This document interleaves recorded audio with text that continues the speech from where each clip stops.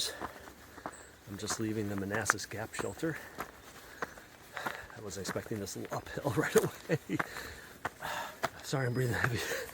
It was just steep. Oh, holy cow. Oh.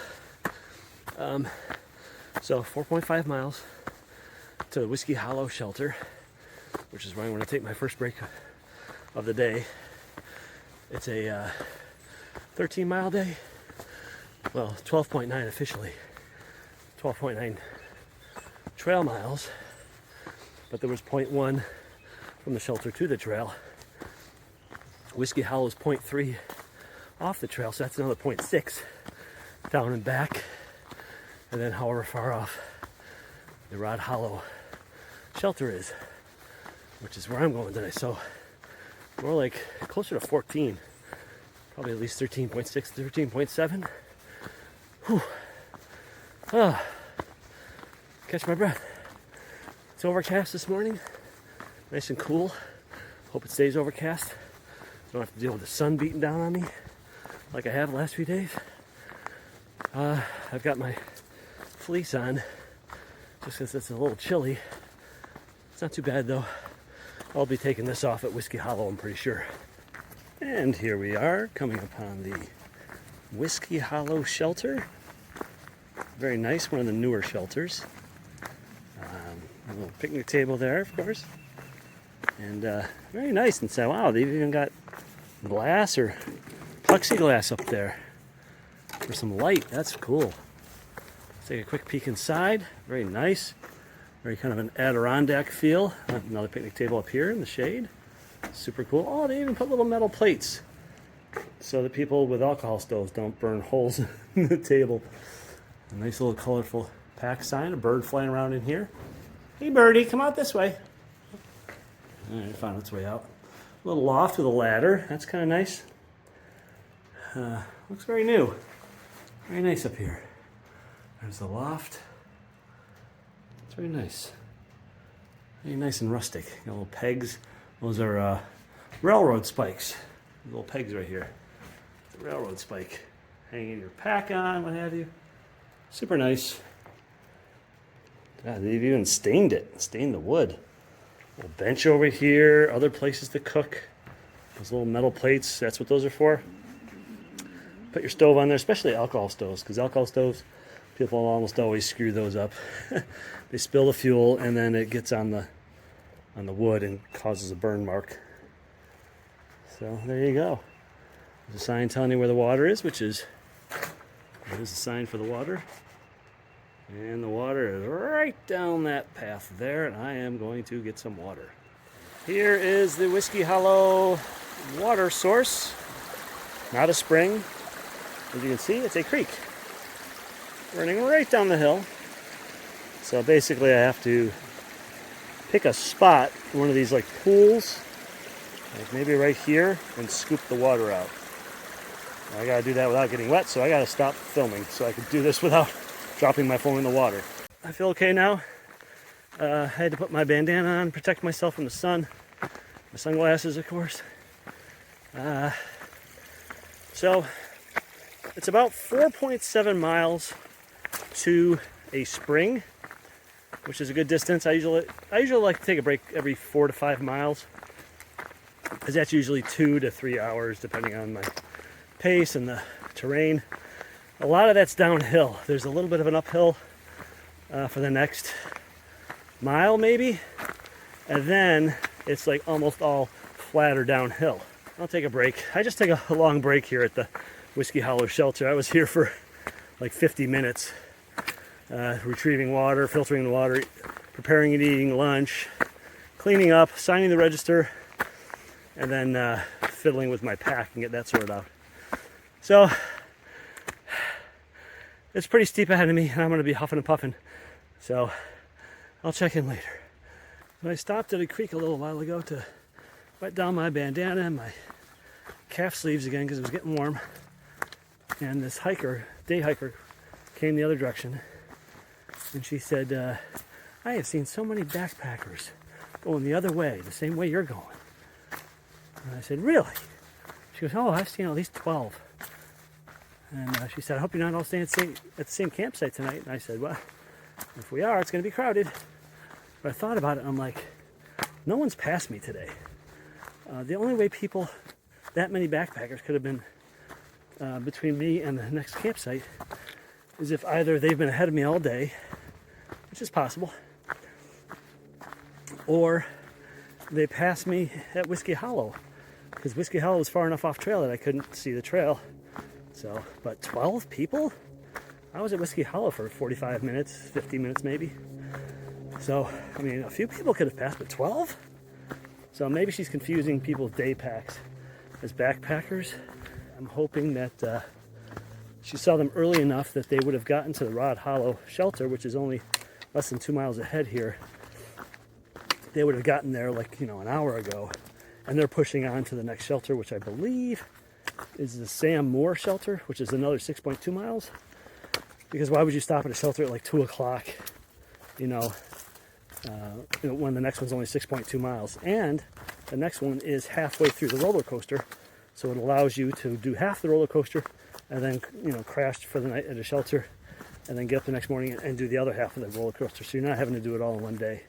Unfortunately, I have to do it all in one day. Okay, so I just stopped at that creek and I filtered some water. I've only got 3.7 miles to the shelter. I also zipped off my pant legs and I wetted down my calf sleeve and I wetted down my bandana and I wetted down my arm sleeves. My arm sleeves from the elbows down are all wet. That's to keep myself cool. The sun's still out. I'm not sure how much more uphill I have to the shelter, but I don't want to overheat. I gotta cross a road up here. You can probably hear the traffic.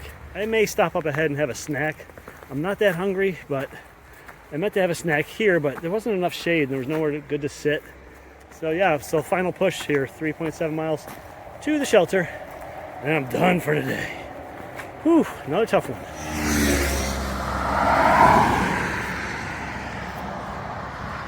You got it. I gotta cross this crazy road.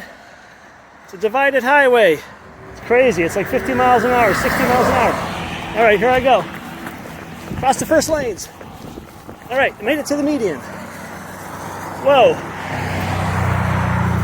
That's scary, man. Holy crap, there's a blind corner there. Cars are going like 60. You just gotta start going, and once you go, you gotta commit. You cannot stop. All right, this next one I can see a little farther up the road, but there's more traffic too. And they're hauling butt. And here goes a sports car even. There's a lot more traffic coming this way. So I gotta, holy cow, I gotta really time it right here. This is gonna be crazy. I got a lot of cars. I don't know why they're all coming from one direction. Must not be anything exciting happening in the other direction. I'll give you a shot behind me here. The cars that are coming toward me, that's where I gotta wait for a gap. All right, so after this truck, oh, no, here goes another car. So, maybe after this car, oh, no, another car, a truck. So anyway, this may be a while. Worst of the uphill seems to be over, at least for the time being. Same story, different day. Slogging uphill in the sun beating down on me, luckily from behind. Usually from behind or sometimes from the side, because I'm headed north, more or less, and the sun is obviously coming up behind me, more toward the southern sky, and you can see it. Well, that's a cloud. All right, now the sun's off to my rear right here, somewhere up there. I just passed another hiker coming south, and I forgot to get his name, but even worse, I forgot to give him one of my temporary tattoos. He said he started in Boiling Springs, Pennsylvania, and was headed to Grayson Highlands. So just to give you some perspective, Grayson Highlands are in Virginia. Well, I'm in Virginia, but I am about maybe 30 miles from Harper's Ferry, which is just over the border in West Virginia. So say 30 miles to the border. And Grayson Highlands are just north of Damascus, Damascus is by the southern border of Virginia. And Virginia has about 500 miles of the AT. So that guy's got to go a good, 420 to 440 miles roughly to get to the Grayson Highlands, I'm guessing. So he's got his work cut out for him. But I got my work cut out for me, so let's get her done. Okay, so I don't know what's going on. The sign back there said it was 6.3 to the shelter that I'm going to. And then the sign, literally 100 feet down the trail, said it was 6.6. Guthook says it's 6.3. I guess one sign said 6.2 and the other said 6.6. And Guthook says 6.3. That still seems like a mile longer than it should be. I don't see how AWOL could be that far off. I'm going to have to go look at that. I trust Guthook. It uses your GPS location. And it uses the GPS location of all the shelters and the water sources and all that. So if push comes to shove, I'll trust the Guthook. But in any event, it's smooth walking right now. My feet are starting to get sore.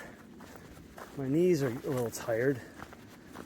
Just the soles of my feet just beaten up this morning with the rocks, the uphill climb. So right now it's a real nice, soft walk. But believe me, I will get to that shelter not a moment too soon tonight. I looked ahead and I could see a blue blaze on the end of that log up there. I thought, oh no, am I in the wrong trail? But then I turned around and I looked, and the tree behind me right here has a white blaze on it.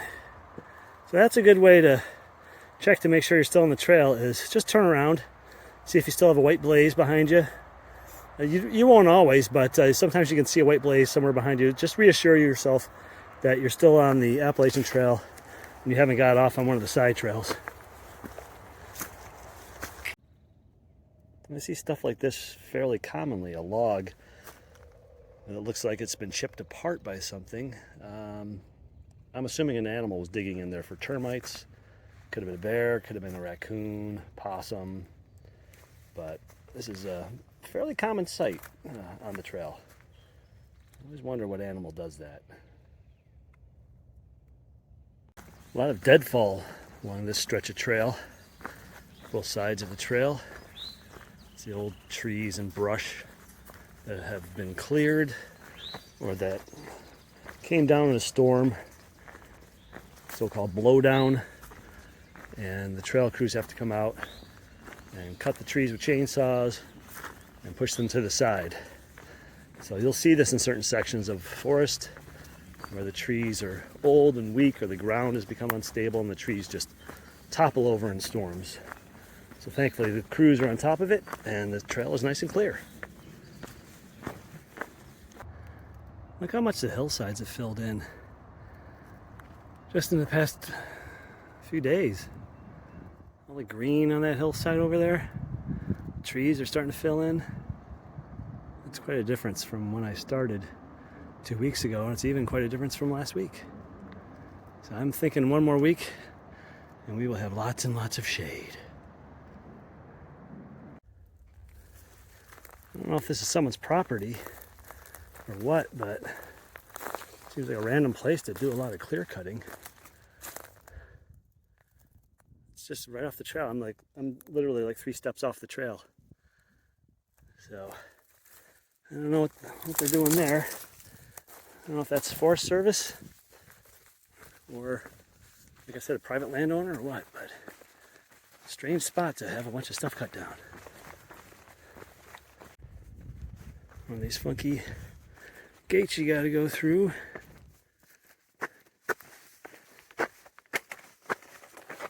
And there we go. And we're off and running. This is the first time I've seen one of these. Little marker here. Off the side of the trail. Kind of cool. On top of a little pipe. A little piece of ribbon around it. Holy cow. These trees broken off, all this blowdown. that they had to cut up and move off trail, but geez Louise, there must have been quite a storm here.